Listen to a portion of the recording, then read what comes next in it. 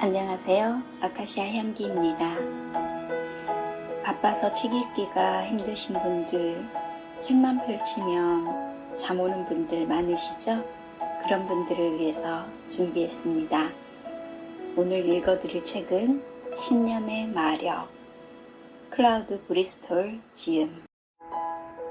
제3부, 신념은 운명을 창조한다. 당면하고 있는 일에 신념을 갖느냐 그렇지 않느냐 하는 문제는 그 일의 성패에 절대적인 영향을 끼치는 것이다. 신념의 기초는 무엇인가?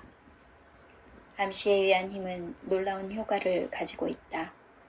암시, 자기가 스스로에게 거는 자기 암시 혹은 다른 사람으로부터 받는 타인 암시, 이것은 잠재의식으로 하여금 독창적인 일을 하게 하는 힘을 갖고 있다. 암시에는 암송과 반복이 큰 역할을 한다. 이런 말을 들은 적이 있을 것이다. 할 수 있다는 믿음을 가져라.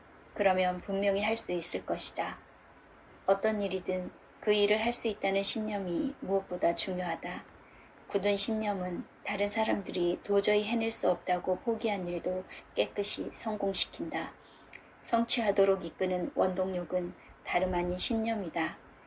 단체 행동을 하다가 어려운 문제에 부딪히게 되면 누군가가 자, 모두 앞으로 가자. 우리는 이길 수 있다. 라고 소리친다. 축구 경기장이나 총알이 빗받치는 전쟁터, 불꽃 튀는 기업의 경쟁 장소에서나 다 마찬가지이다. 이와 같은 돌발적인 신념의 외침이 사람들에게 전류처럼 충격을 주어서 사기를 높이고 회색이 짙던 경기나 경쟁을 역전시켜 승리다, 성공이다 하고 외치게 한다. 패배를 승리로 만드는 것은 바로 승리에 대한 신념이 있는 한 사람이 할 수 있다고 외친 데서 비롯된 것이다. 히틀러와 무솔리니. 히틀러가 독일 국민들을 하나로 뭉치게 해서 그 힘으로 세계를 공격한 것도 바로 암시의 힘을 이용한 것이다. 만일 이 말이 믿어지지 않으면 히틀러가 쓴 나의 투쟁을 읽어보라. 프랑스의 심리학자인 리넨 포벨은 히틀러를 분석하고 그는 암시의 원리와 그것의 다양한 응용 방법을 잘 알고 있었다고 말했다. 히틀러는 이 원리를 잘 알고 있었기 때문에 노련한 흥행사처럼 온갖 도구를 동원하여 대대적으로 선전을 벌이는데 암시를 이용했던 것이다. 히틀러는 다음과 같은 실로 의미심장한 말을 했다. 암시의 심리는 그 사용 방법을 아는 사람이 쓰면 무서운 무기가 된다. 그는 독일 국민 모두에게 최면을 걸어서 자기를 믿게 하려는 사상을 심어주었던 것이다. 그는 독일 국민의 마음을 사로잡으려고 전국을 수많은 나치스의 깃발과 포스터와 슬로건으로 물결치게 만들었다. 또 가는 곳마다 히틀러의 커다란 사진이 걸려있지 않은 곳이 없었다. 하나의 독일, 하나의 민족, 하나의 지도자가 그들의 성가였다. 그것은 모임이 있는 곳이면 어디서나 부르는 노래였다. 오늘 우리는 독일을 갖는다. 내일은 온 세계를 갖는다. 라는 독일 청년들의 행진곡이 날마다 거리를 휩쓸었다. 수많은 슬로건이 쏟아져 나왔다. 독일은 오랫동안 기다렸다. 일어서라. 당신은 제3국의 귀족이다. 독일은 히틀러를 사나이로서 지지한다.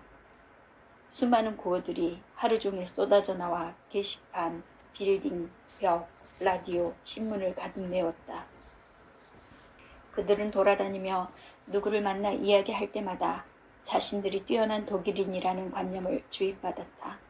이렇게 하여 독일 국민들은 자신들이 지상에서 가장 뛰어난 민족이라는 신념의 포로가 되었던 것이다.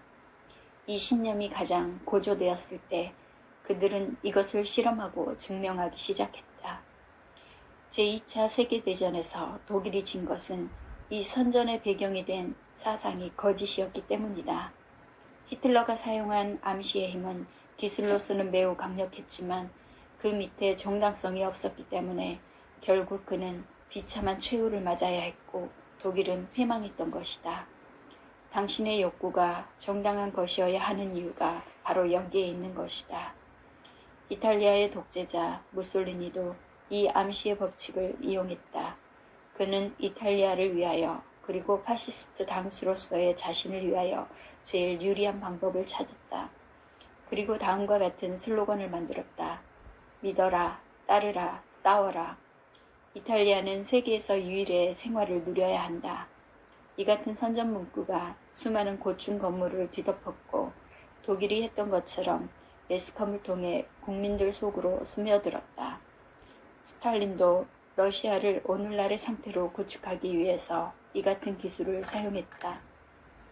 미국의 근대 최면학회는 1946년 11월에 스탈린은 반복에 의한 암시의 위력을 알고 있었기 때문에 그것을 이용하여 국민에게 러시아가 강국이라는 신념을 심어주려고 했다고 발표했다. 이 학회에서는 스탈린을 대중 최면술가라고 규정하고 세계에서 가장 유명한 최면술가 중에 한 사람으로 인정하고 있다. 일본의 군국주의도 국민을 광신적 전투원으로 만들기 위하여 이 암시의 힘을 이용했다. 일본 국민들은 태어나면서부터 자신은 하늘의 자손이며 세계를 지배할 운명을 타고났다는 암시를 받아왔다. 그들은 자라면서 그렇게 되기를 빌고 노래를 부르고 믿었다. 이것은 거짓된 선전이 불행을 초래한 사례들이다. 일본의 조작된 결사대왕. 일본인들은 러일 전쟁 후 44년 동안이나 해군 하사관이었던 스기노 마고이치를 결사대의 원조로 내세워 불사의 영웅으로 만들어 신격화했다. 그를 위해 많은 기념비가 세워지고 찬양가나 무용담이 무수히 돌아다니는 가운데 젊은이들을 그를 따르도록 가르쳤다.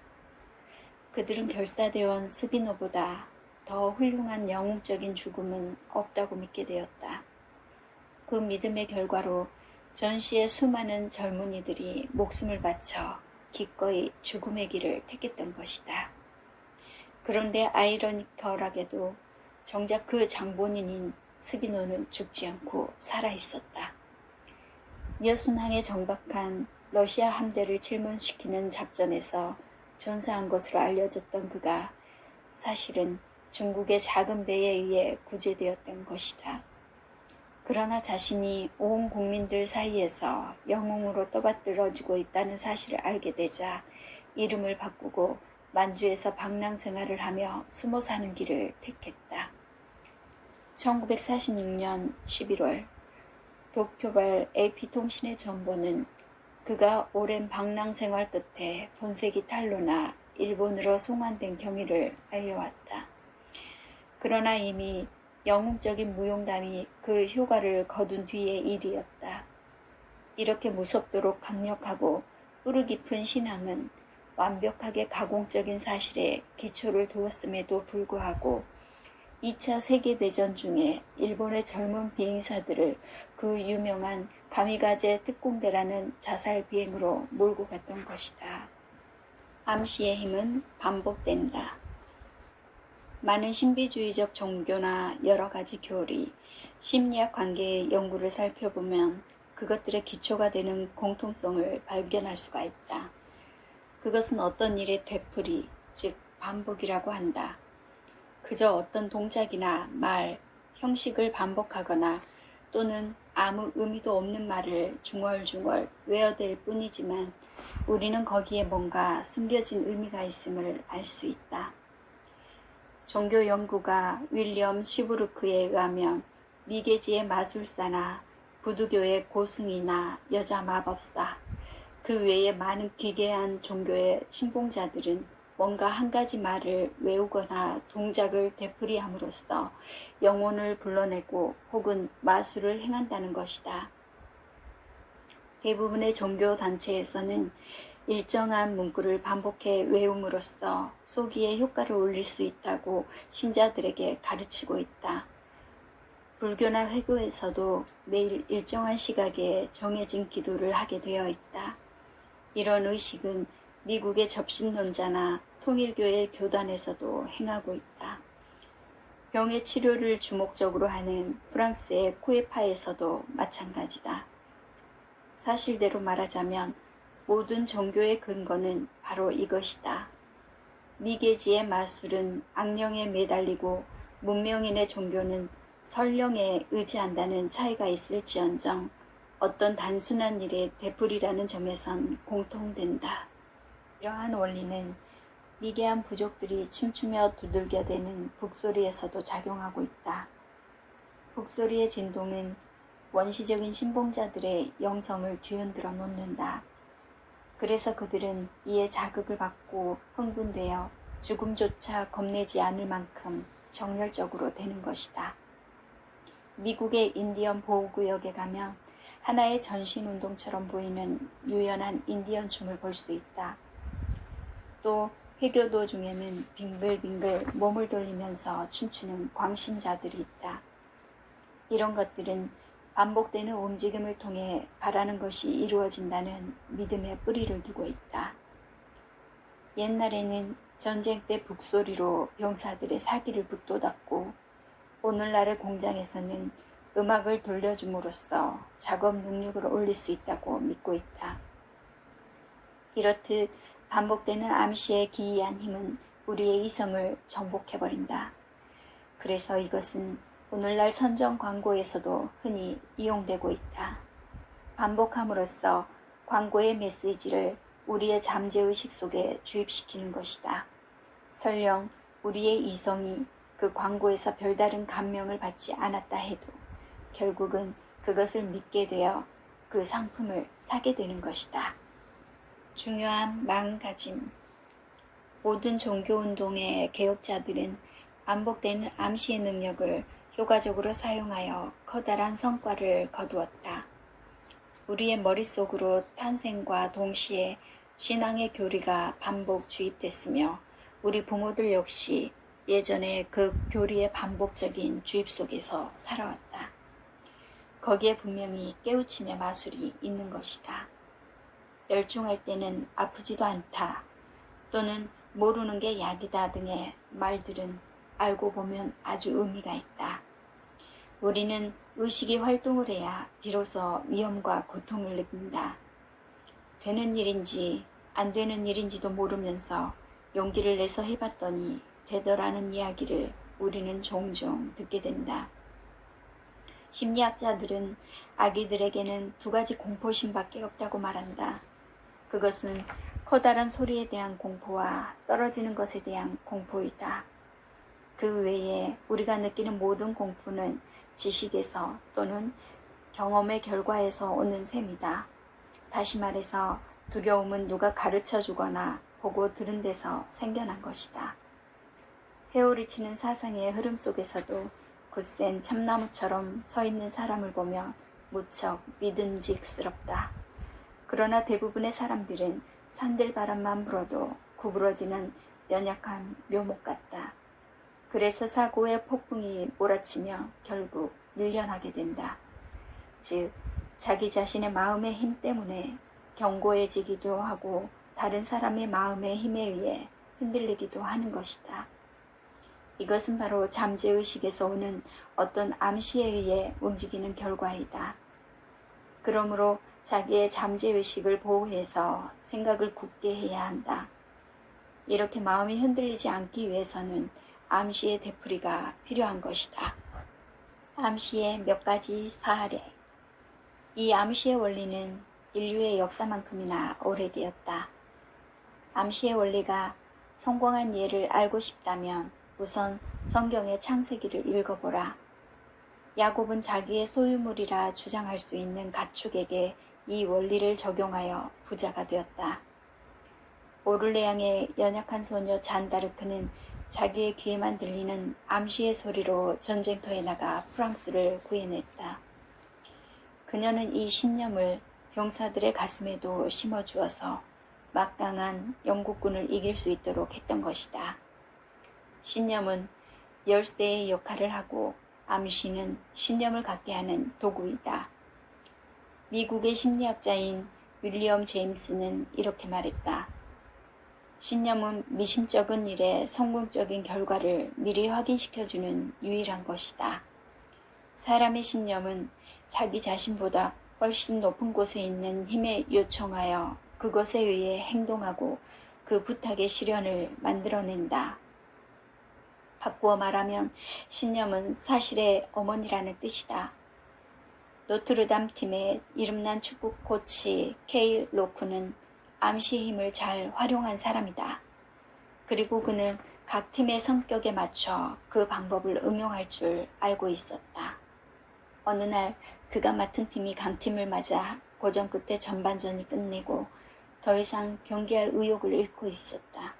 선수들은 탈의실에서 신경이 예민해져서 코치가 들어와 격려해 주기를 기다렸다. 이윽고 문이 조금 열리고 로쿤이 살며시 머리를 들이밀었다. 그런데 그는 뜻밖이란 눈길로 선수들을 둘러보고는 실례했습니다. 노트르담 팀의 방인 줄 알고 죄송합니다 하고는 문을 닫고 가버렸다.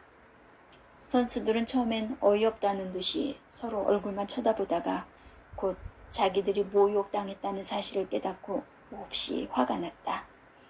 그리고 후반전이 시작되자 그들은 전반전의 열세를 만회하고 멋진 역전승을 거두었다. 전반전에는 고전하던 팀이 아닌가.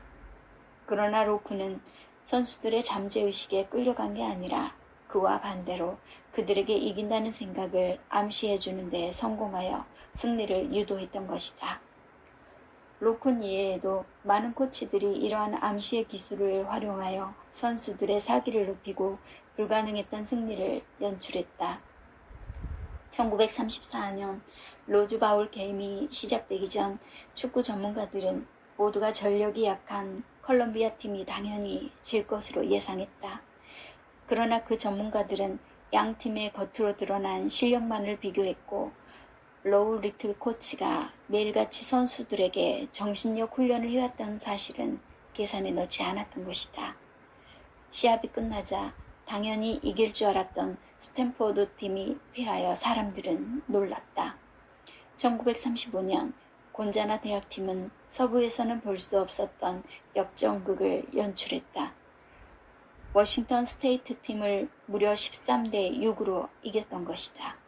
곤자나 팀은 아무도 거들떠보지 않던 무명의 팀이었고 뛰어난 전적으로 봐서 모두 스테이트 팀이 승리를 장담했다. 그래서 단지 얼마나 많은 점수 차이가 나는가 그것만이 관심거리였다. 신문은 곤자나의 부감독 샘 데글리가 한 말을 크게 보도했다. 즉 스테이트 팀은 선수들의 사기만 믿고 시합을 했고 곤자나 팀은 시합이 시작되기 전에 녹음기로 로룬 코치가 격려의 말을 반복해서 들려주었다는 것이었다. 반복과 암시가 형세를 바꾸어 놓은 것이다. 디트로이트 타이거스의 미키 코크렌 감독도 문자 그대로 이류 야구팀을 역시 반복 암시의 방법을 써서 아메리칸 리그의 탑 위치로 올려놓았다. 당시의 신문 보도를 그대로 인용하면 이렇다. 매일매일 고된 훈련을 시키면서 코크렌은 승리의 복음을 설교했다. 이기는 팀은 스스로 승리를 쟁취하는 것이라는 말을 반복하여 들려줌으로써 타이거스의 선수들의 마음속에 깊이 신념을 심어놓은 것이다. 어떤 운동 경기의 감독들이라도 큰 시합의 승부는 선수들의 실력도 실력이겠지만 선수들의 마음에서 결정되는 것이라는 사실을 잘 알고 있다. 물론 육체적 훈련은 되어 있어야 하고 스스로 느끼는 의식도 훈련되어 팀워크가 잘 이루어져야 한다. 그러나 시합을 승리로 이끄는 것은 선수들 모두의 잠재의식에 연결인 것이다. 경제 현상에도 적용된다. 암시의 힘은 증권시장의 주가에도 작용하고 있다. 나쁜 뉴스는 주가를 끌어내리고 좋은 뉴스는 주가를 순식간에 끌어올린다. 주식의 본래 가치에는 변화가 없지만 시장을 움직이는 투자가들의 생각의 변화가 주식 소유자들의 마음에 영향을 미친다. 주식의 거래를 성사시키는 것은 주주들이 어떤 사태의 변화가 일어날 것으로 믿느냐 하는 것이 문제이다. 불황이라는 말도 여기에 휘말리는 사람들의 마음에 따라 이것과 똑같은 반응을 보인다. 시기가 좋지 않다. 이 말이 사람들 입에서 오르내리기 시작한다. 사업을 확장할 때가 아니다. 광고 예산을 줄여라. 지출을 억제하라. 이렇게 되면 정말 장사가 안 된다. 이것은 상품을 파는 상인들의 마음이 물건을 사려는 사람의 마음에 다음과 같은 암시를 주고 있는 것이다. 물건은 다음에 사세요. 돈을 쓰면 안 됩니다. 당신이 입고 싶은 새 옷이나 읽고 싶은 책이나 어제 봐둔 자동차 따위는 없어도 그대로 살 수 있답니다. 아들을 대학에 보내지 마세요. 취직해서 돈을 벌게 하세요. 딸도 집에 데리고 계세요. 집에서 요리나 가르치세요. 앞으로의 시대는 딸들이 그런 것을 알고 있어야 해요. 공포는 실패를 부른다. 많은 사람들이 어리석게도 불황이라고 믿는다면 원래는 가벼운 경제 하락 정도로 넘어갈 수 있던 것이 본격적인 경제 불황으로 나타난다. 불경기 때에는 생각보다 훨씬 강하게 암시가 작용한다. 사람들이 매일같이 다음 같은 말을 입에 담는다. 불경기다. 장사는 안 되고 은행이 도산하고 있다. 장래는 어둡다. 불길한 소문은 마침내 전국적인 소리가 되어 수백만에 이르는 사람들이 재기불능이라고 믿고 절망에 빠지는 것이다. 아무리 의지가 강한 사람이라도 그렇게 되면 의기소침해지는 것이 당연하다. 자금의 흐름은 아주 민감한 것이어서 공포의 암시가 계속되면 실제로 그 반응이 나타나 파산하는 사업가가 급증하게 된다. 또 은행의 파산이나 대기업의 도산에 대한 소문이 널리 퍼져서 사람들은 공포감에 휩싸이게 된다. 한 나라의 경제를 파국으로 몰아넣는 데는 이 같은 종류의 대중적 암시의 작용만으로도 부족함이 없다. 이렇듯 대중의 공포심은 그들이 두려워하던 바로 그것을 만들어낸다.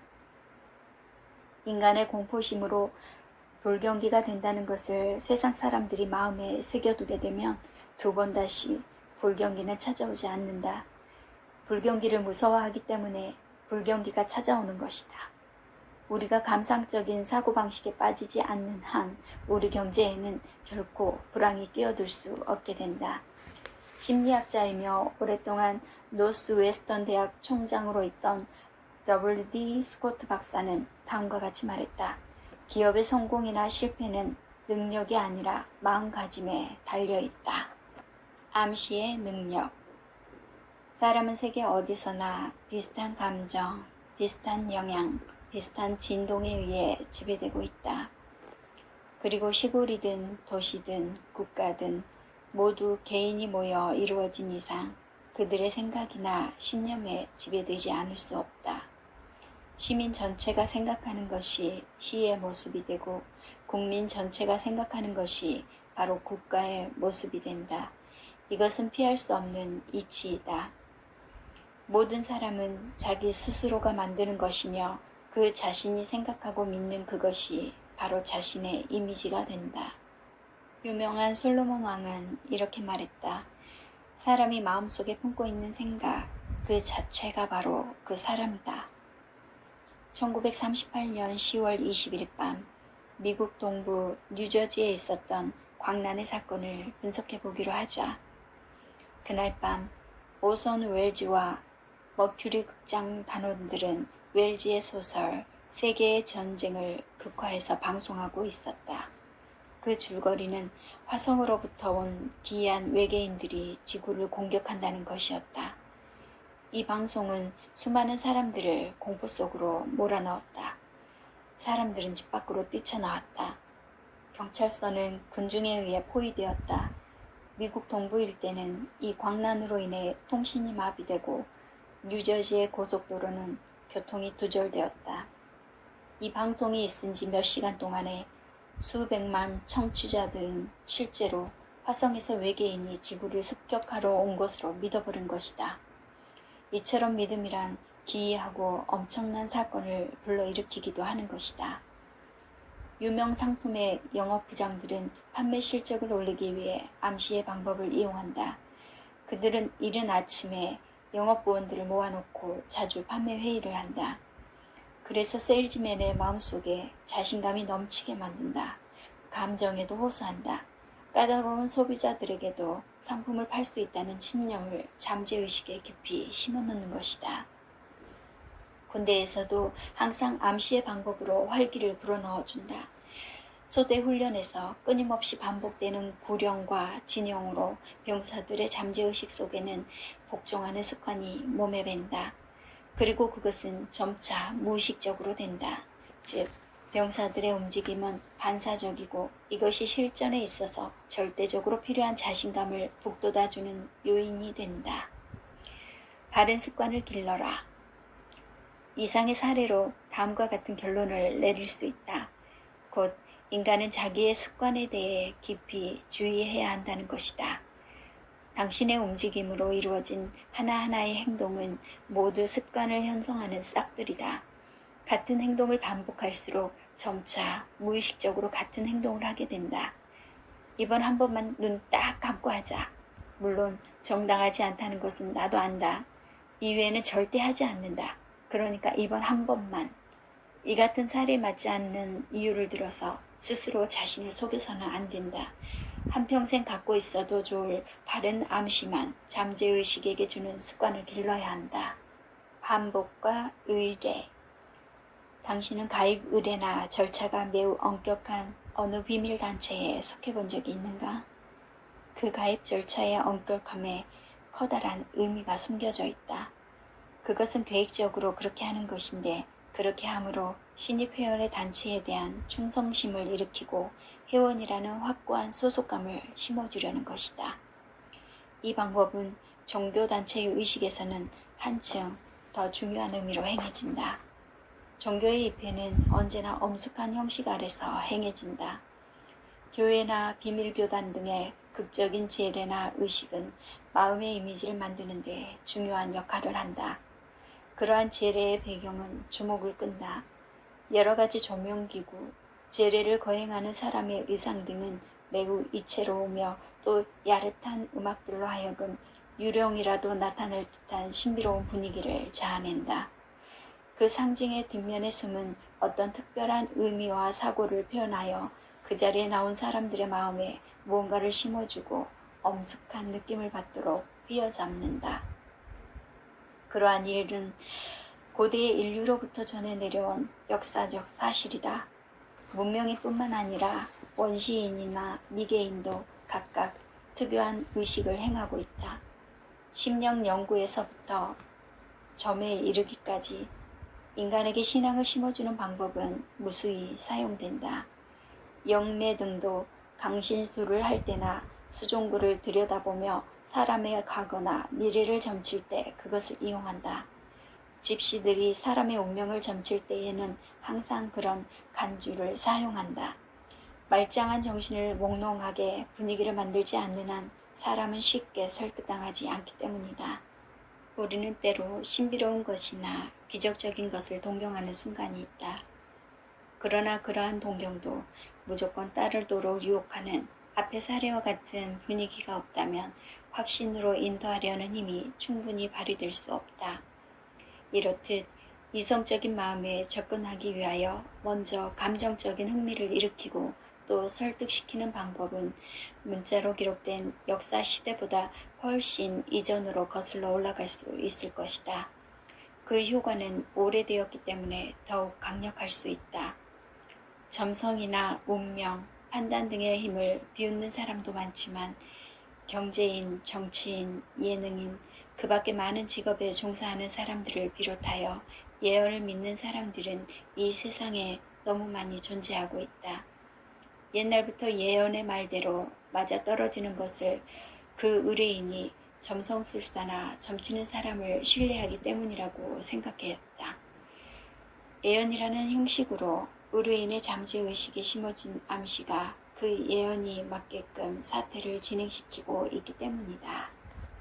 신념이 운명을 만든다. 세상에는 인간적인 자력이 강한 사람 또는 위대한 웅변가가 있다. 그들 중에는 전혀 환경이나 극적인 효과의 도움 없이도 일을 할 수 있다. 마스코트, 네잎클로버, 부적 등 세간에는 행운을 갖다 준다는 물건이라고 말하는 것들이 많다. 물론 그 자체에는 생명력이 없다.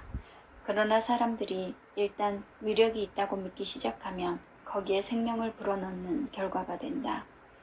그 물건에 능력이 있는가 없는가는 문제가 되지 않는다. 믿음에서 힘이 솟아나오게 된다. 즉, 믿음으로 효과를 만들어내는 것이다. 이를 증명하는 사례로 알렉산더 대왕과 나폴레옹의 이야기를 들 수 있다. 알렉산더가 대왕이 되기 전의 일이다. 옛 페르시아 왕 고르지우스가 바퀴에 단단히 메어놓은 밧줄이 있는데 사람들은 그 밧줄의 매듭을 푸는 사람은 누구든지 아시아의 왕이 될 수 있다는 전설을 널리 믿어오고 있었다. 알렉산더는 그 이야기를 듣고 단칼에 매듭을 잘라버렸으며 마침내 강력한 힘과 높은 지위를 움켜쥘 수 있었다. 나폴레옹이 어렸을 때 별처럼 생긴 사파이어를 하나 얻었는데 그 사파이어에는 행운을 가져오고 장차 그를 프랑스의 황제로 만들어 줄 것이라는 예언이 새겨져 있었다. 이 두 사람에게 높은 지위를 준 것은 그 희한한 신념 외에 또 무엇이 있었겠는가? 그들은 초인적인 신념이 있었기에 초인적인 인물이 될 수 있었던 것이다. 흔히 금이 갔거나 깨진 거울은 불운하다고 한다. 그러나 당신이 그것을 믿지 않는다면 결코 불운이 될 수 없다. 나쁘다는 신념이 마음속 깊이 뿌리를 받고 있어 그 사람에게 불운을 가져오는 것이다.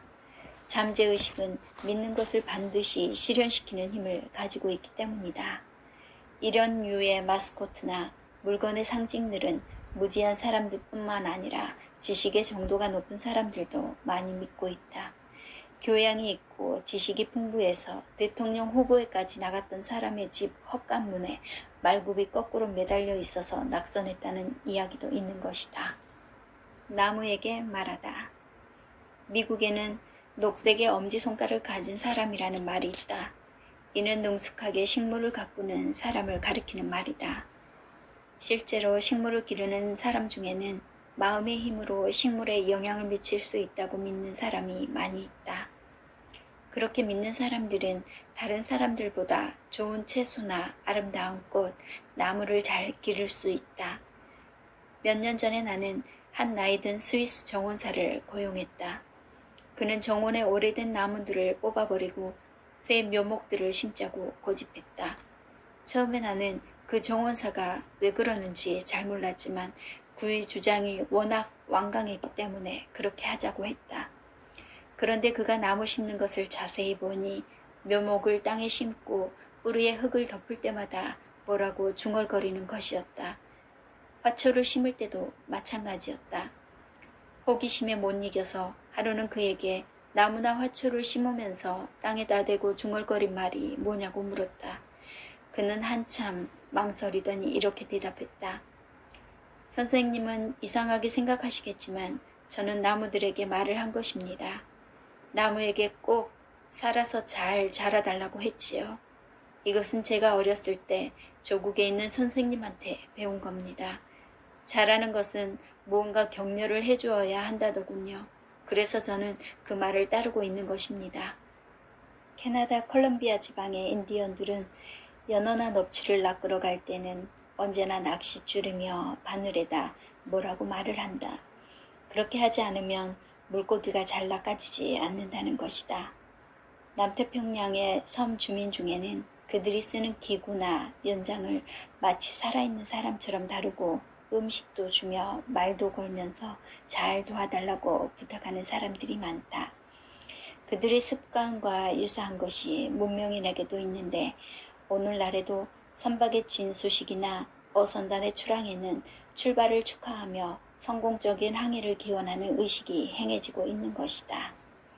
신앙 내지 신념은 분명 세계의 종교인이나 미개인에게도 강력한 무기의 하나이다. 메가더 장군이 어쩔 수 없이 필리핀을 포기해야 했을 때 그는 마음속에 어떤 생각을 했을까? 나는 반드시 돌아온다. 메가더 장군은 단호한 목소리로 말했다.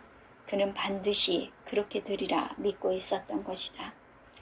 2차 세계대전 중 미국의 태평양 함대가 진주만에서 대패하여 일본이 남태평양의 대부분을 점령했을 때 메가더 장군은 이 성명을 발표했던 것이다.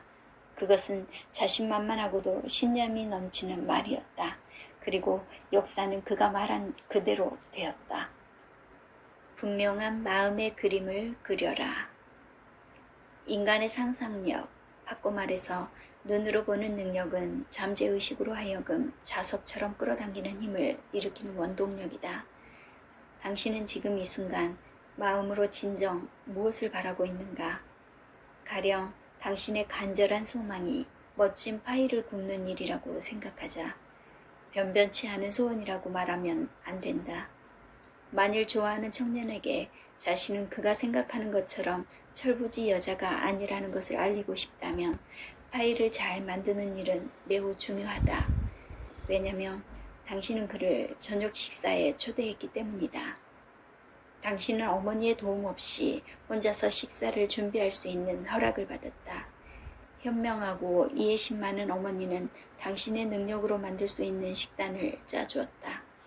그리고 식사 후에 디저트로는 아이스크림을 추천했지만 당신의 고집으로는 어떻게 해서든지 그에게 당신의 요리 솜씨를 과시하고 싶었다. 그렇기 때문에 파이를 만들어야겠다고 생각했던 것이다. 전에도 한번 만들다가 실패한 적이 있다. 파이를 만드는 어머니의 모습이 머릿속에 훤하지만 솜씨가 따라가지 못했던 것이다.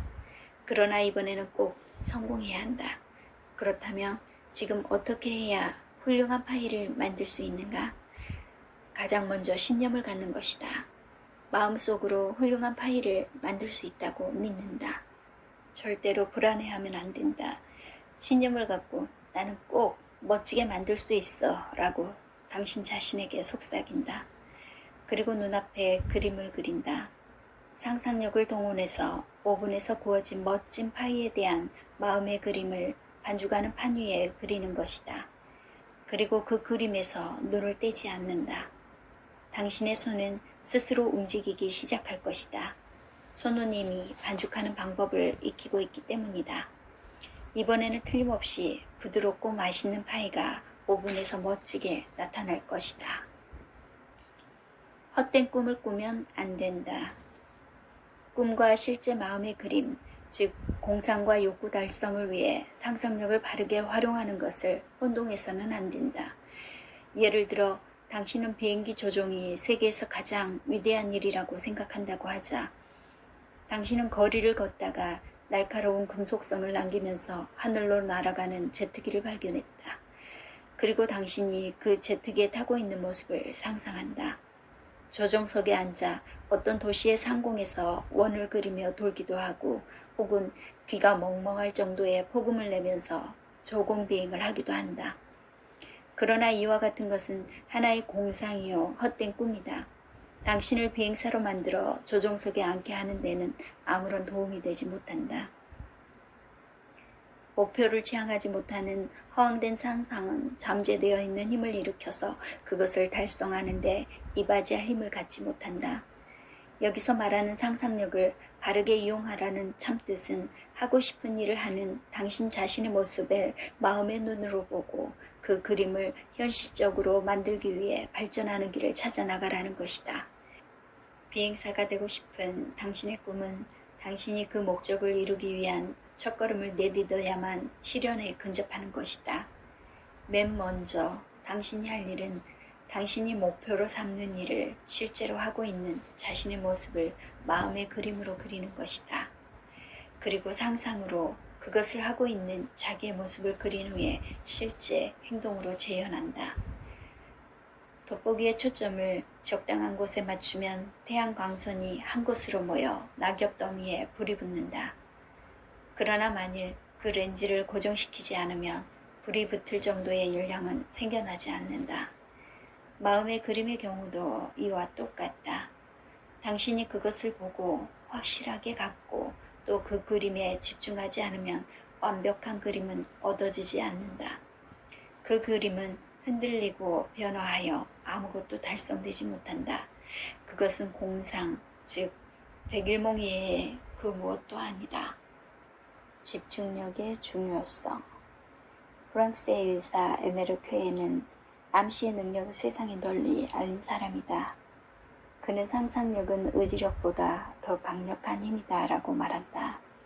두 힘이 싸우면 언제나 상상력이 이긴다는 것이다. 예를 들어 아직은 젊은 나이지만 자신이 집을 지을 수 있는 경제력에 이르렀다고 하자.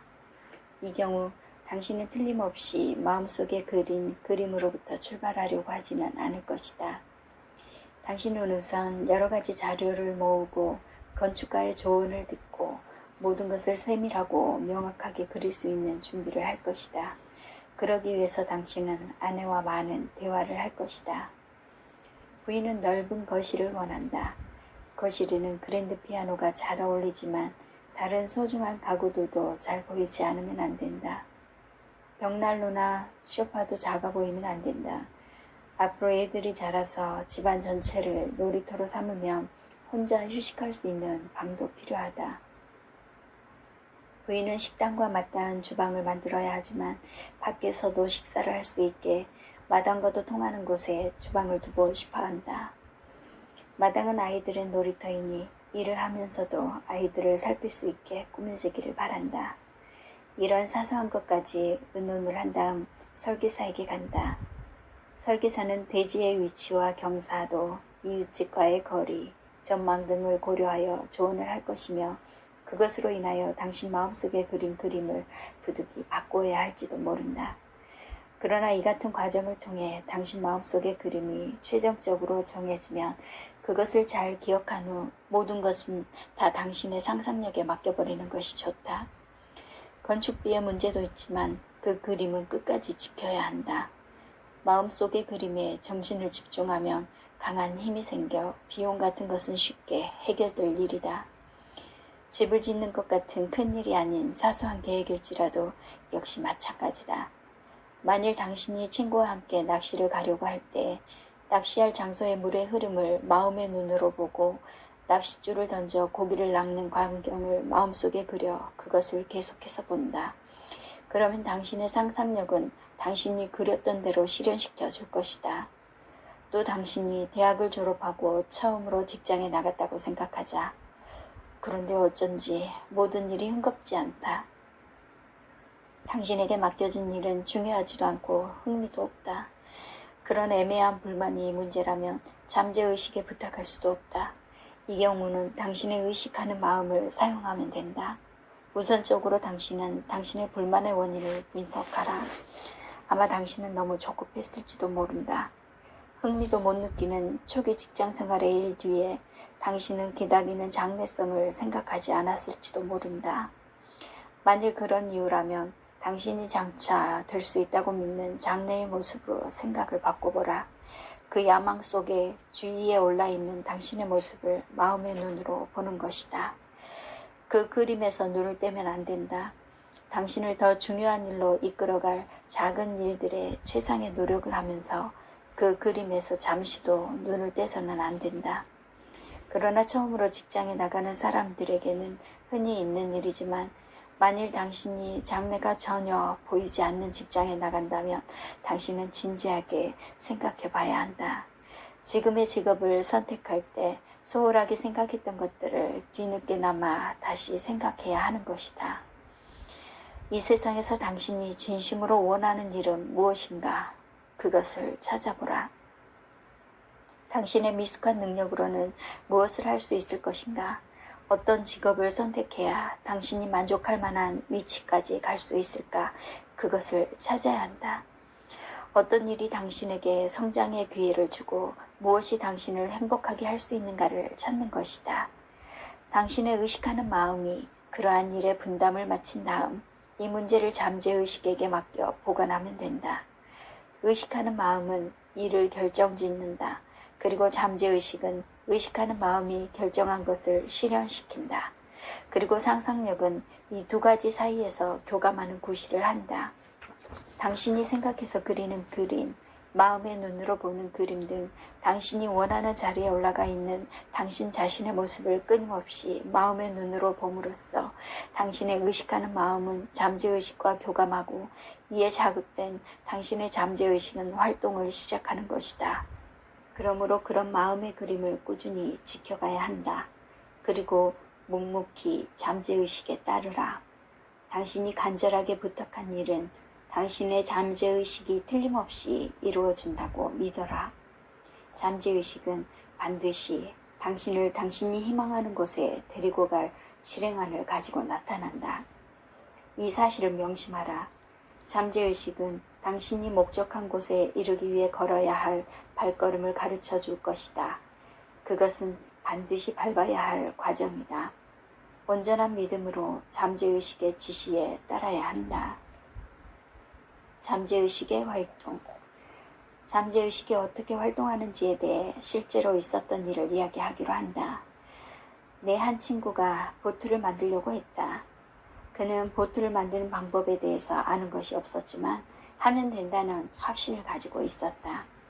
그는 우선 보트 만드는 데 필요한 책을 사서 읽고 연구했다. 물론 청사진이나 안내서에서 배울 수 있는 정도의 것이었지만 일을 시작하기도 전에 완성된 보트의 형상을 마음속에 뚜렷하게 그림으로 그릴 수 있었다. 보트를 만드는 중에 전기 드릴이 필요했다. 그러나 보트를 만드는데 이미 상당한 돈이 들어갔다. 앞으로도 많은 비용이 들어갈 형편인데 불과 2~3개월 했으면 무용지물이 될 드릴을 사기 위해 $75나 소비한다는 것은 연명치 못한 일이었다. 그는 드릴을 임대해서 사용할 것도 생각해 보았지만 아침 저녁으로 1~2시간씩 사용하려고 매일 오가야 한다는 것은 매우 귀찮은 일이었다. 그러나 달리 방법이 없었기 때문에 그는 드릴을 임대해서 쓰기로 했다. 그 후 그는 나에게 다음같이 말했다. 어느 날 밤 문득 이런 생각이 들었네. 나에게 필요한 드릴이 틀림없이 어디 있을 것 같더군. 그리고 그것이 내 손에 들어올 것 같은 예감이 들었네. 그것은 생각하면 생각할수록 더 실감이 났네. 그러나 며칠 동안 아무 일도 없었네. 그러던 어느 날 저녁 수리공장을 경영하는 친구가 몇 년 만에 갑자기 날 만나러 왔네.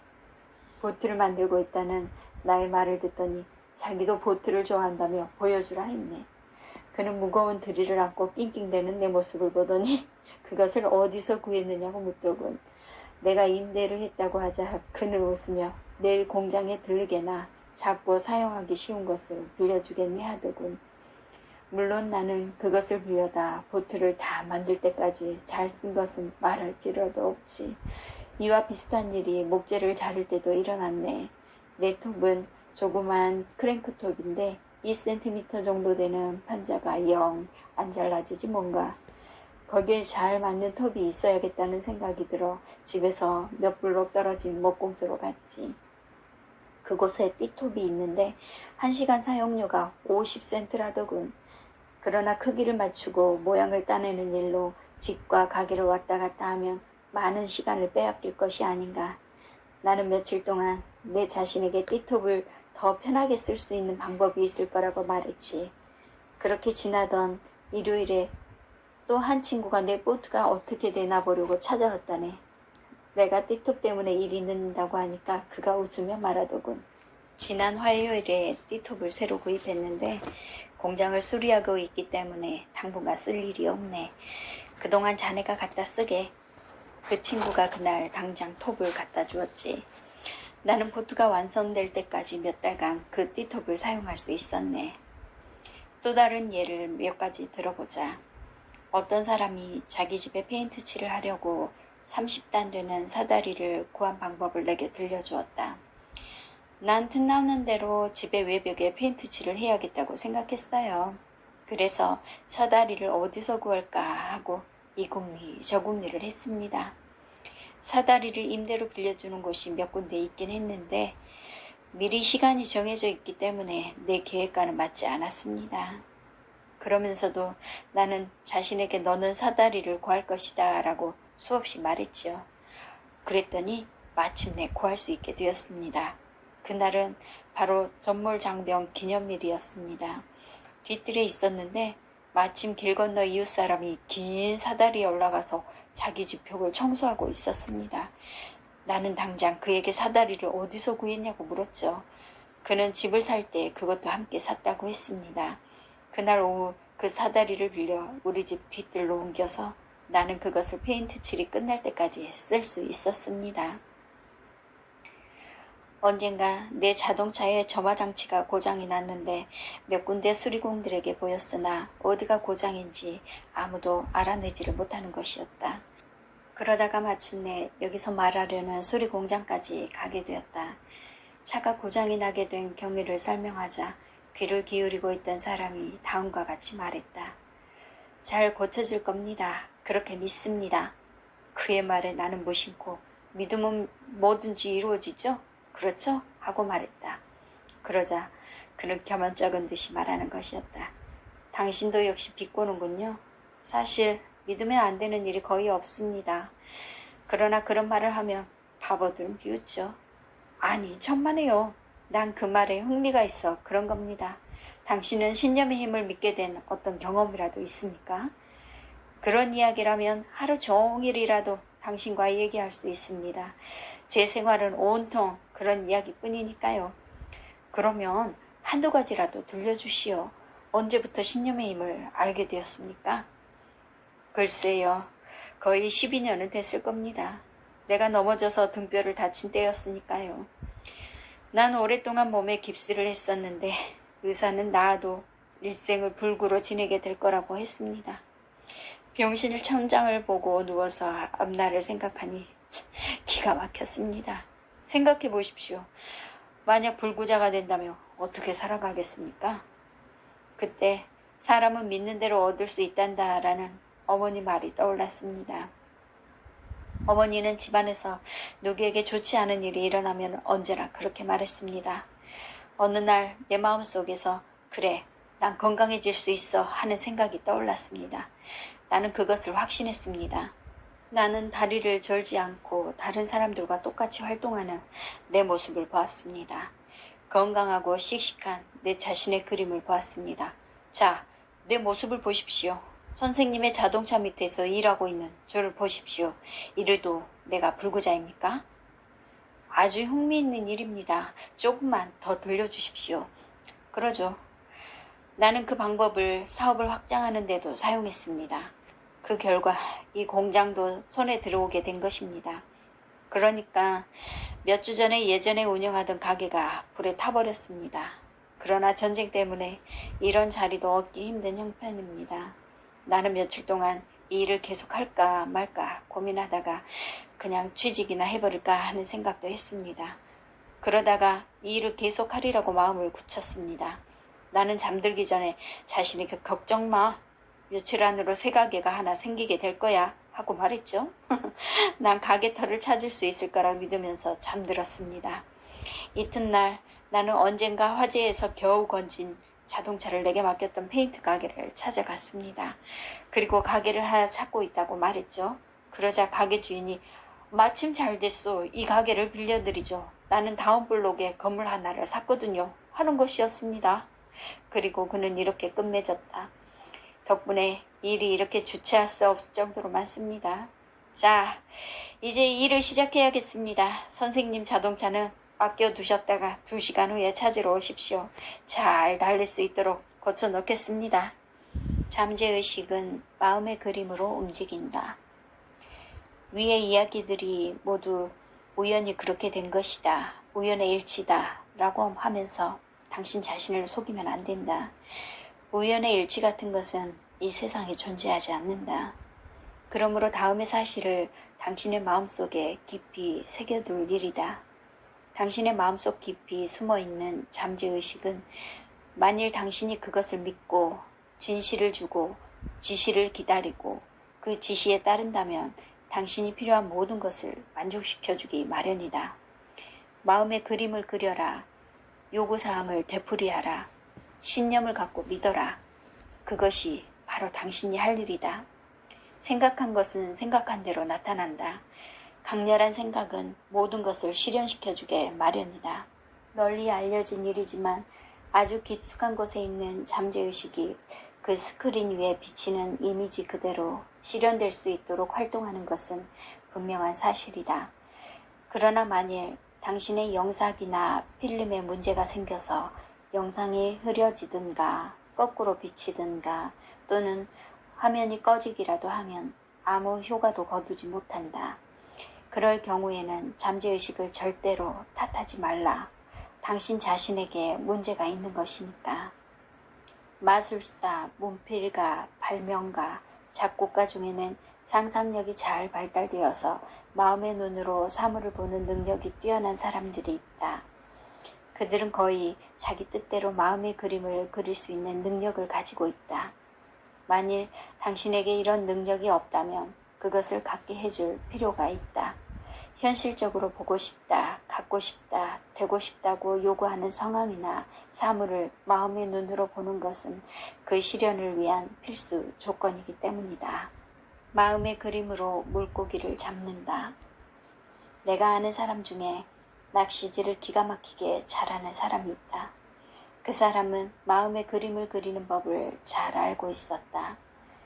두세 명의 친구들과 함께 배에서 낚시를 할 때면 그는 숭어를 연신 낚아올렸다. 그러나 다른 사람들은 똑같은 미끼나 바늘을 쓰고 똑같은 요령으로 같은 곳에서 낚시질을 하는데도 단 한 마리의 물고기도 낚지 못했다. 한 번은 내가 그 이유를 물었더니 그는 웃으면서 대답했다. 나에게 별다른 재주가 있는 건 아닐세. 난 그저 주문을 외울 뿐이야. 상상적으로든가 심리적으로든가 내가 물속으로 들어가 물고기들에게 미끼를 물라고 권한단 말일세. 다시 말하면 고기들이 바늘을 찝쩍거리는 것을 눈으로 확인하고 걸려들 것을 믿는단 말이지.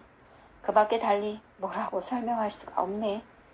다른 낚시꾼에게 그 이야기를 했더니 그는 코웃음치며 말했다. 별로 엉뚱한 소리 다 듣네. 그러더니 낚시를 잘하는 것은 물의 흐름, 물고기의 성질, 미끼의 종류를 잘 골라서 선택하기 때문이야. 그래서 물고기가 잘 걸리게끔 되어 있는 것이지. 하고 말하는 것이었다. 그러나 뛰어난 낚시꾼인 램프먼도 함께 낚시를 하면서 주문을 외는 사람만큼 많이 잡지 못하는 이유에 대해서는 설명을 못하는 것이었다. 이것은 골프장에서도 마찬가지로 작용한다. 나는 오래전부터 골프를 즐겨왔고 많은 골프 클럽에도 가입했다. 그리고 예전에 세계적인 테니스 선수였던 남자와 골프장에서 자주 어울렸다. 그는 짧은 거리샷으로 놀라운 묘기를 보였고 태평양 연안에서 이름이 잘 알려진 사람이었다. 그는 마신이나 니블릭에서 마음 둔 곳에 공을 귀신같이 떨어지게 하며 더구나 그 자리에서 딱 멈추게 할 수도 있다. 핀에 가깝게나 멀게 그가 마음 먹은 대로 치는데 더구나 단 한 번의 패트로 구멍에 넣어버린 것이었다. 그의 패트는 놀라운 묘기였다. 어떻게 그런 재주를 익혔나 조지? 어느 날 기적적인 샷이라고 할 수 있는 것으로 그가 우리를 놀라게 했을 때 내가 물었다. 그가 대답했다.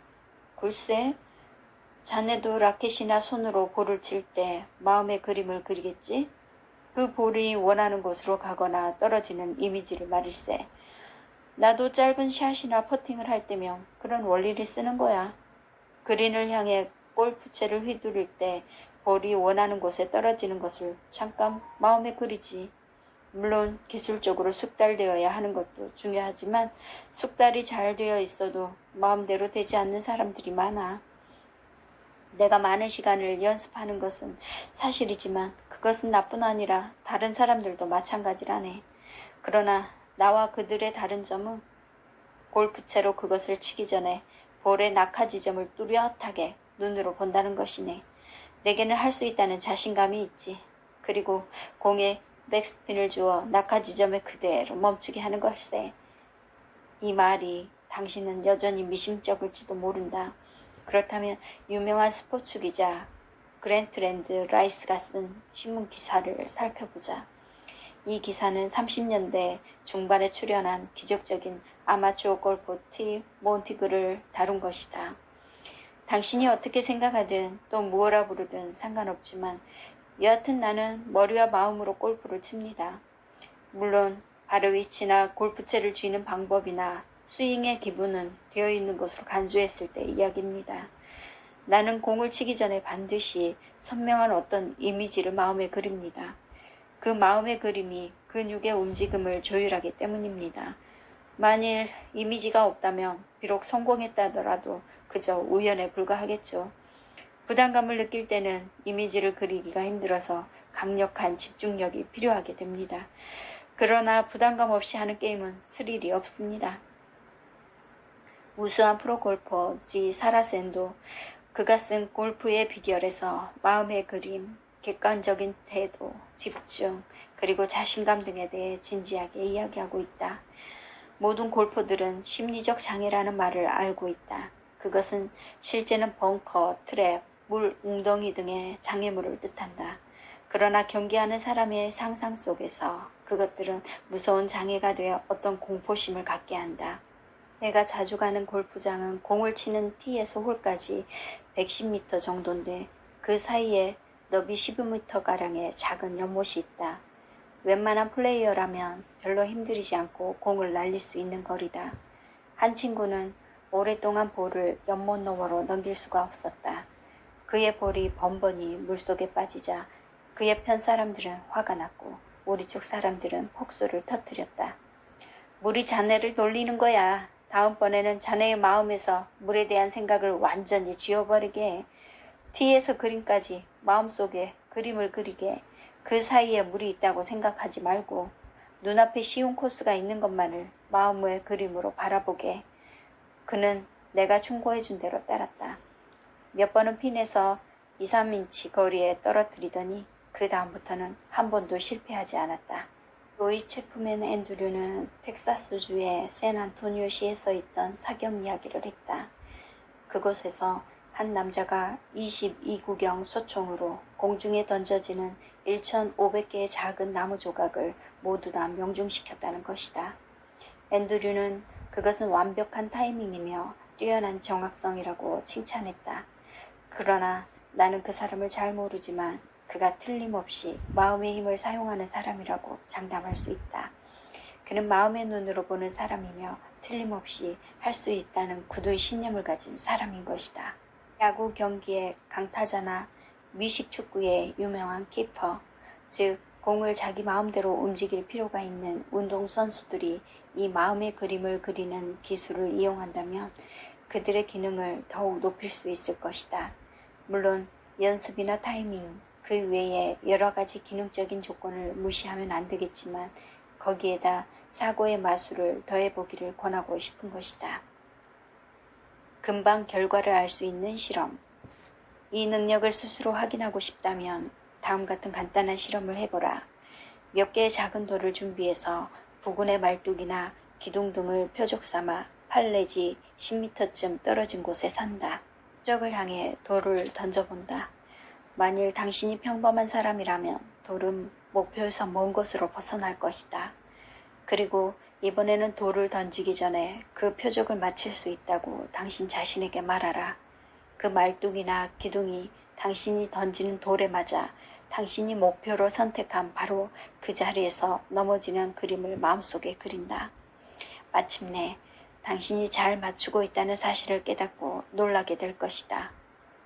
안 될 것이라고 추호라도 의심하면 안 된다. 주저하지 말고 시험해보라. 지금 곧 활용하라. 이제부터 기술 문제를 연구하기로 한다. 명한 크기의 카드를 서너 장 준비한다. 다른 사람의 방해를 받지 않고 생각을 집중할 수 있는 조용한 곳에 앉는다. 이것은 아주 중요한 일이다. 그 다음 당신이 간절하게 바라는 것이 무엇인지 당신 자신에게 물어보라. 당신이 지금 바라는 모든 소망을 헤아려 보고 그 중에서 가장 절실한 것을 가려내는 것이다. 당신에게 인생의 어떤 커다란 꿈을 선택할 마음의 준비가 되어 있는지 알 수 없다. 혹은 일시적인 소망인지도 모른다. 어쨌든 의식하는 마음이 어느 것이든 결정을 해야 한다. 당신이 절실하게 바라는 것이 어떤 것인지를 확실히 결정해야 한다. 만일 그 욕구가 너무 애매하거나 변덕스러운 것이라면 이 기술은 사용하지 않는 것이 좋다. 절실히 바라는 것이 아니라면 이 기술은 아무런 효과도 나타내주지 않기 때문이다. 만일 당신이 어느 댄스 파티에 초대받고 싶어 속으로 애태우는 소녀라고 할 때 그 희망을 당신의 잠재의식에게 알려준다면 그 초대장은 틀림없이 당신의 손에 들어오게 될 것이다. 그러나 만약 오늘은 댄스 파티에 가고 싶고 내일은 스키를 타러 간다. 모레는 백화점에서 쇼핑을 즐기려고 생각한다면 그런 사람에게는 여기에 말하는 암시의 테크닉은 아무 쓸모가 없다. 하나의 분명한 욕구가 다른 사소한 욕구들을 내모는 경우가 아니라면 욕망을 얻기 위해 마음의 힘을 사용하는 경지에는 이르지 못한다. 꼭 이루고 싶은 것을 하나 정하여 그것이 최대의 욕구임을 확신할 때 그때야말로 당신 앞에 놓인 카드를 사용할 때인 것이다. 한 장의 카드에 당신의 소망을 나타내는 말을 써라. 되도록 간단하게 쓰는 것이 좋다. 한두 마디면 충분하다. 가령 당신이 고등학교 졸업생으로 우선은 대학에 들어가는 것이 소원이라고 하자. 그러나 당신은 성적이 너무 나빠서 아버지에게 간청해도 상대조차 하지 않을지 모른다. 대학에 가고 싶다는 소망은 사실상 최근에 와서 굳은 생각이고 그 전까지는 한심스럽게도 장래 같은 것은 생각지도 않았던 것이다. 그러다 최근에 와서야 겨우 마음이 결정된 것이다. 그러면 당신은 이제 카드 한 장에 대학이라고 쓴다. 그것을 잘 보이는 곳에 두고 하루에도 몇 번씩 대학을 생각해야 한다. 당신 방 벽에도 대학이라고 쓴 카드를 또 한 장 붙인다. 책상 위에 놓아도 좋다. 이처럼 당신 주위에 대학이라는 폭탄을 마구 떨어뜨리는 것이다. 겉옷 주머니에 넣거나 교과서 책갈피에 넣어도 좋다. 그 카드를 잠옷 주머니에 넣고 그것을 만지면서 잠드는 것도 좋은 방법이다. 카드는 비밀로 할 것. 여기에 꼭 강조할 것이 있다. 그것은 당신이 카드에 쓴 글의 내용을 다른 사람이 알아서는 안 된다는 것이다. 아무리 친한 친구에게라도 말하면 안 된다. 남에게 말해버리면 잠재의식의 힘을 분산시키기 때문이다. 만일 카드를 남이 볼 염려가 있다면 대학이라는 글자를 어떤 기호로 만들어도 좋다. 이를테면 대라든가 유니버시티의 이니셜인 U라고 쓰는 것이다. 그림이든 숫자든 아무거나 좋다. 다만 그것을 바라봄으로써 어떻게 해서든 대학에 들어간다는 당신의 욕구를 생각나게 하면 된다. 색다른 충동. 경우에 따라 당신의 욕구에 집중하는 일이 몇 주일 또는 여러 달 계속될지도 모른다. 따라서 욕구는 정확해야 하며 당신의 신념에 대한 확신과 지속성에 대한 자신감이 필요하다. 당신의 잠재의식이 요구하는 것을 달성하는 데 있어서 무엇을 하는가는 생각지 말고 의식하는 마음을 통해 소망을 달성하기 위한 프로그램을 계속해 나가는 것이다. 당신은 잠재의식을 절대적으로 믿고 그 지시에 따라야 한다. 그것은 당신에게 더 공부하라, 더 낮게 행동하라고 충고할지도 모른다. 당신의 목표가 가치 있는 것이라고 생각하고 또 잠재의식은 그것을 실현시켜줄 능력을 가지고 있다고 신뢰하는 것이다. 당신의 장래는 자신에 대한 신뢰감, 잠재의식을 믿는 데 대한 믿음에 달려있는 셈인데 잠재의식은 당신에게 여러 방법까지 지시하여 공부를 계속할 기회를 줄 것이다. 혹은 당신은 어떤 색다른 충동을 받을 때가 있을지 모른다. 그 같은 경우에는 비록 그것이 하찮고 불합리해 보이더라도 그것을 믿고 따르는 것이 좋다. 누군가와 친해지도록 암시를 받을지도 모른다. 편지를 쓰거나 카탈로그를 모으거나 어떤 책을 읽으라고 지시받을지도 모른다. 이런 충동을 받거든 무조건 지시에 따르라. 잠재의식의 지시를 따르는 데는 망설이면 안 된다. 그때는 왜 그런 것을 해야 하는지 그 이유를 분명하게 알 수 없겠지만 거기에는 마땅한 이유가 있는 것이다. 모든 지시나 암시는 당신이 선택한 목표를 이루도록 당신을 이끌어준다. 당신은 단지 잠재의식에 의해 사용되는 도구에 불과하다. 결국 잠재의식은 당신의 몸을 빌려서 일을 하는 것이다. 그러나 당신만 잠재의식의 유일한 도구는 아니다. 잠재의식은 다른 도구도 찾아줄 것이다. 대학에 들어가고 싶은 당신의 잠재의식과 당신이 대학에 입학할 수 있게 도울 수 있는 사람들의 잠재의식 사이에 존재하는 하나의 교감이 도구가 되는 것이다. 어쩌면 그들은 당신을 도와주고 있다는 사실을 느끼지 못할지도 모른다. 그러나 당신의 잠재의식은 그들에게 그런 행위를 하게끔 하는 방법을 알고 있어서 그들이 당신을 돕게 하는 행위를 하도록 암시하는 것이다. 다시 말하면 당신의 욕구를 얻는데 도움이 될 사람들을 당신에게로 끌어들이는 현상이 발생하는 것이다. 예를 들어 당신 아버지의 친구가 자기 아들이 대학에 가더니 생활 태도가 변해서 철이 들었다고 당신 아버지에게 말하고 싶은 암시를 받을지도 모르고, 담임 선생님은 당신이 공부를 열심히 하는 것을 보고 당신 어머니에게 대학에 진학시키라고 권하고 싶은 암시를 받을지도 모른다. 당신의 잠재의식은 믿어라. 그리고 그것이 지시하는 대로 움직여라. 일단 씨를 뿌리고 그것을 꾸준히 기르기만 하면 당신의 힘으로는 도저히 바랄 수 없는 그런 일이 실제로 일어나게 된다. 강한 사람한테 강해져라. 내가 잘 아는 젊은이가 처음으로 신탁회사에 취직을 했는데 젊은이로서는 약간 벅찬 일이어서 겁이 났다. 제가 내일 만나는 사람은 백만장자입니다.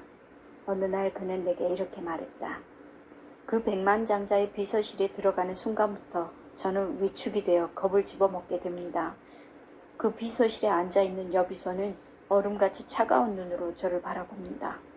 저는 내일 그 백만장자와 만나기로 약속이 되어 있습니다. 그는 우리 회사에 막대한 자본을 투자하려는 고객입니다. 그런데도 나는 자신감이 없어서 그 비서에게 내 이름을 말하려면 나도 모르게 목소리가 떨립니다. 그리고 그녀가 나를 안내할 때도 몹시 무시하는 듯한 표정과 태도였기 때문에 나는 그의 방문을 열고 들어가기 전에 이미 얼어붙어 버렸습니다. 나는 그 젊은이의 기분을 잘 알 수 있었다. 장사를 하는 사람이면 누구나 다 아는 일이지만 상품을 판다는 것은 한판 승부처럼 힘든 것이다. 그 사람의 생김새는 어떤가? 하고 나는 물었다.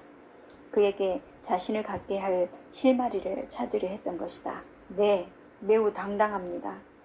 젊은이는 두 팔을 벌려서 노인의 몸집이 큰 것을 표현하였다. 흰머리가 많고 짙은 눈썹이 상대방을 압도하는 인상이었으며 게다가 목소리도 크고, 나는 젊은이의 말로써 상상할 수 있는 그림을 마음에 그렸다. 이것을 어떤 식으로 설명해야 그에게 도움이 되나? 그 젊은이가 만나려는 노인의 모습도 대충 짐작할 수 있었다. 짙은 눈썹에 큰 목소리의 노인이라는 것에서도 힌트를 얻을 수 있었다. 그런가? 알겠네. 그는 마음이 약한 사람은 위압적으로 아무 말도 못 붙이게 만드는 모양이군. 그러나 그것을 반대로 말하면 그는 틀림없이 자기와 대등하게 말할 수 있는 용감한 사람을 좋아할 것 같네. 여보게, 그 털보 영감이 수영복 차림으로 바닷가에 있다고 생각해보게. 틀림없이 털부숭이 곰 같은 모습일 거예요. 그러는 동안에 조금씩 그의 긴장이 풀리는 것 같았다. 이것이 실마리가 되어서 나는 그를 도와줄 수 있는 방법을 생각했다. 그래, 자네 춤추는 곰을 본 적 있나? 내가 그에게 물었다.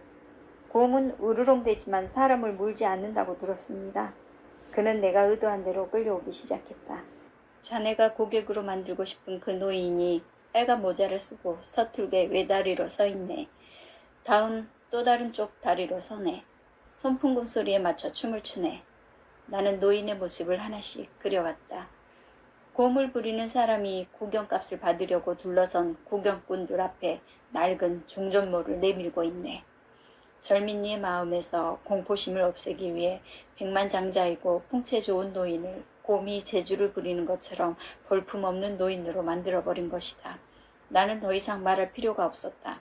젊은이는 이미 마음의 장애를 극복하고 있었다. 그 젊은이는 백만장자의 비서실에 있는 여비서에게는 눈길도 주지 않고 안에 있는 늙은 곰을 만나기 위해 돌진에 들어갔다. 자기의 이름을 말하며 출입문의 손잡이를 잡았다. 여비서가 고개를 끄덕이자 곧 문이 열렸다. 그리고 그 다음 노인에게 별다른 상담도 하지 않고 2만 달러 상당의 주식을 팔았다고 한다. 그처럼 두려운 마음이 사라지자 그의 민첩하고 매력적인 태도와 편안한 마음이 그 뒤의 일은 모두 맡아서 처리해 주었던 것이다. 그 젊은이는 그 이후 다른 어려운 상담에도 이를 응용할 수 있게 되었다. 마음의 눈으로 보는 방법이 두려움을 없애는 계기가 되었던 것이다. 중견 간부도 평범한 사람이다. 큰 회사의 중역들은 비서나 사원들에게 둘러싸여 어쩐지 접근하기 힘들다. 보기에 따라서는 위압적이기까지 하다. 그러나 당신이 잠지 않은 마음에 귀를 기울이는 기술을 알고 있다면 그런 중역들도 매우 인간적인 사람들이라는 것을 알게 될 것이다. 그들도 같은 사람들이다. 그런 생각으로 그들을 보아야 한다. 그들도 다른 사람들과 마찬가지로 도덕성과 단점을 갖고 있는 것이다. 그리고 당신의 잠재의식은 언제나 당신 옆에서 적당한 접근법을 암시해 주려고 기다리고 있다. 어떤 사람에게는 거리낌 없이 또는 소탈하게 대하는 것이 좋다. 또 은근하고 점잖게 대해야 좋아하는 사람도 있다.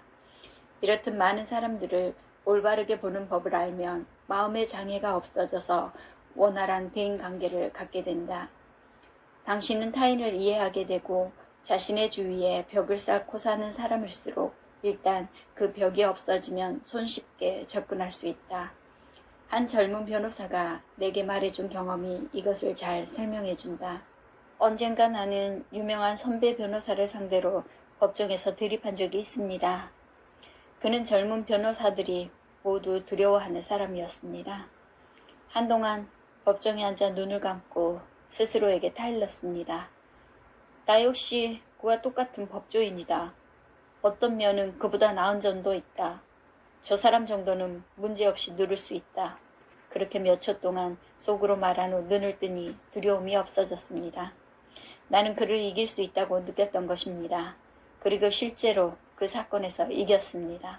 나는 지금도 어려운 사건을 맡거나 배심원이 부정적으로 보일 때면 잠재의식에게 맡깁니다. 어쩌면 우연일지 모르지만 그때마다 성공을 하니 아주 신통한 일입니다. 잠재의식은 항상 활발하게 작용하여 좋은 결과로 이끌어줍니다. 매상 올리기. 1930년대 불황 때 어느 큰 식료품 연세점의 간부와 부서의 직원들이 모두 함께 상담을 하러 온 일이 있었다. 6주 동안 내 강의를 들은 그 사람들은 배운 것을 실제로 응용해 보기로 했다. 즉, 어떤 상품을 선택해서 정신력으로 그 상품의 매상을 늘리려 한 것이다. 각 연세점은 내가 알려준 대로 선별한 상품에 한하여 일주일에 하루만 적용하기로 했다.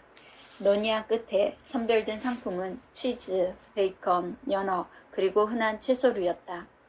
대매출 전날 각 코너의 지배인은 부서의 점원들을 세심하게 지도했다. 손님이 들어올 때마다 손님이 선별한 상품들을 사는 모습을 마음에 그리라고 지시했다. 물론 선별된 상품들은 눈에 잘 띄게 진열해 놓았다. 그 결과로 그날의 매상은 참으로 놀라울 정도였다. 치즈 판매부는 지난 6개월 동안에 있던 최고 판매보다 훨씬 웃도는 실적을 올렸다. 토요일에 베이컨을 판매하는 코너는 정오도 되기 전에 다 팔았고, 금요일에 연어를 파는 코너는 같은 시내에서 연어를 판매하는 가게들의 총 매상보다 더 많은 매상을 올렸다. 오이, 호박 등을 파는 야채 코너는 그날 2번이나 추가 주문을 할 정도였다. 당면하고 있는 일에 신념을 갖느냐, 그렇지 않느냐 하는 문제는 그 일의 성패에 절대적인 영향을 끼치는 것이다.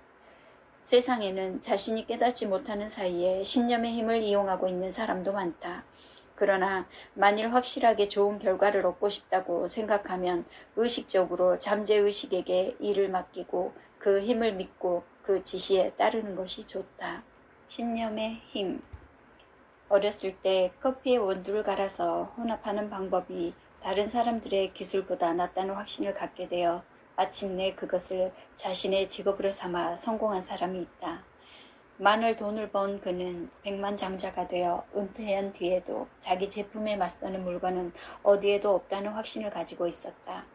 그 같은 신념은 사람의 마음 깊이 잠재하는 마음에서 오는 것인데 그것은 식물의 덩굴처럼 줄기를 뻗쳐 다른 사람에게도 신념을 갖게 한다. 나는 전에 팸플릿을 만들려고 인쇄업자에게 원고를 맡긴 일이 있었다. 다음날 아침 인쇄업자가 숨가쁘게 내 사무실로 뛰어들어왔다. 내가 놀라서 무슨 일이냐고 묻자 그는 더듬거리며 다음같이 대답했다. 방금 전에 정말 이상한 일이 있었습니다. 어제 선생님의 원고를 받아 집으로 가져가서 읽어보고 만일 여기 쓴 것이 사실이라면 내가 찾아갔을 때 내 차를 주차할 자리쯤은 남아있을 것이다 하고 말했죠. 그리고는 몇 분 전 선생님의 사무실에 오기까지 그 일을 까맣게 잊고 있었습니다. 그런데 거의 다 와서 그런 일이 정말 있을 수 있을까 하는 생각이 문득 들었습니다. 그런데 모퉁이를 돌아 6번 가로 들어서니 차들이 빈틈없이 주차하고 있어서 내 차를 세울 공간은 눈 씻고 봐도 없었습니다. 역시 거짓이었구나 싶어 그런 공상은 깨끗이 지워버리려고 했지요. 그런데 앞에 건널목을 지나가는 보행자를 건너게 하느라고 차를 서행하면서 보니 마침 이 빌리 정면에 서 있던 자동차가 빠져나가는 것이 아닙니까? 주차할 자리가 생긴 것입니다. 나는 왠지 온몸에 소름이 돋는 것을 느꼈습니다. 이것이 확신의 결과일까요? 아마 그럴지도 모르지요. 이것을 우연의 일치라고 생각한다면 그렇게 생각하라. 그러나 인쇄업자는 결코 우연의 일치라 생각지 않았다. 그의 인쇄소는 그 뒤 얼마 안 되어 3배 이상으로 일거리가 밀렸다. 다른 인쇄업자들은 일거리가 없어 고전하던 시기에 그렇게 됐으니 더욱 신기한 일이 아닐 수 없다. 나는 가끔 그 인쇄업자의 체험을 사람들에게 들려주곤 했다. 그 후 어느 여대생은 동생과 번화가로 쇼핑을 갈 때면 자기가 주차하고 싶은 곳 가까이에 주차할 자리가 반드시 난다고 단언하고 떠난다. 그러면 언제나 빈자리가 남아있다는 것이다. 어느 큰 병원의 의사가 내게 이렇게 말했다. 마법의 힘인지 아무튼 그 혈육에는 놀라지 않을 수 없습니다. 그 한 예는 아침 출근길에 병원 가까이에 들어설 때 내가 원하면 언제나 신호등이 파란등이에요. 그 덕분에 차를 멈추지 않고 곧장 올 수 있습니다. 빨간 등이 켜진 일은 한 번도 없었습니다. 이제 그것을 당연한 일로 생각하게 되었습니다. 이와 같은 일들을 당신은 그저 단순한 기회, 즉 우연의 일치라고 생각하는가? 이 일에 대해서 시카고 대학의 마슈즈 박사는 다음같이 말했다. 우리는 강렬한 욕구로 밖에서 일어나는 어떤 현상에 영향을 줄 수 있다. 당신의 욕구가 당신 자신에게 주는 효과에 대해서는 심리학적 증거가 있다. 사람을 변하게 하다. 여기 당신 친구에게 해도 좋을 재미있는 실험이 있다. 그 대상으로는 남성이나 여성이나 상관없다. 단정치 않은 차림으로 언제나 불만스러운 얼굴을 하고 있는 한 여자가 있다고 가정을 하고 당신이 정신적인 방법으로 그녀를 개조하는 실험이다.